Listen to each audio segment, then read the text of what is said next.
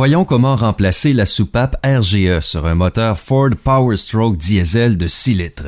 Cette soupape peut faire défaut de bien des façons. Alors, on a la soupape ici et on voit qu'il y a des pièces mobiles ici qui peuvent rester bloquées en position ouverte à cause du calaminage. Le moteur peut alors avoir des problèmes de fonctionnement et même ne pas démarrer du tout.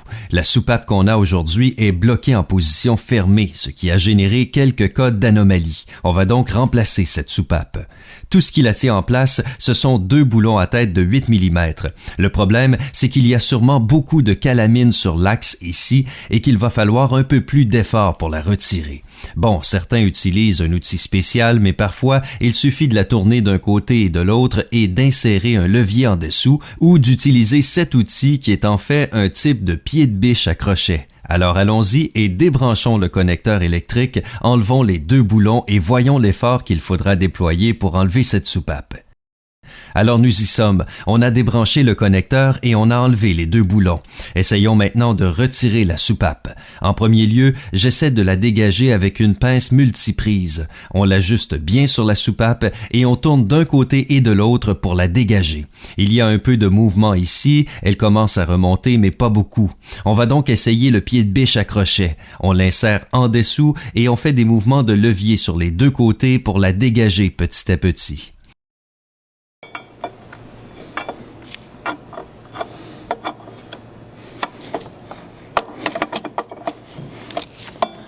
Voilà, juste en dégrippant le premier côté, on l'a dégagé entièrement.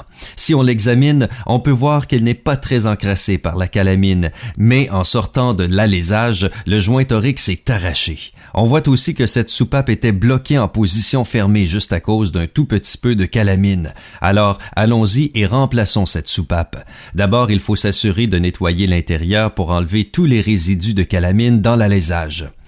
Voilà, il ne reste plus de calamine, mais en fait, on a utilisé un aspirateur pour éliminer toutes les particules à l'intérieur pour s'assurer qu'elles ne restent pas emprisonnées dans la nouvelle soupape ou même qu'elles circulent jusqu'au refroidisseur RGE. Alors maintenant que tout est bien propre, on prend notre nouvelle soupape RGE et avant de l'installer, on applique un peu d'huile moteur fraîche ici pour lubrifier les joints toriques.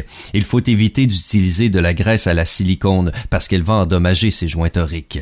Maintenant que tout est bien lubrifié, on peut insérer la soupape dans l'alésage. Mais je le répète, il ne faut pas forcer pour l'insérer. Comme tout a été bien nettoyé, elle glisse tout simplement en place aisément et elle va se sceller parfaitement.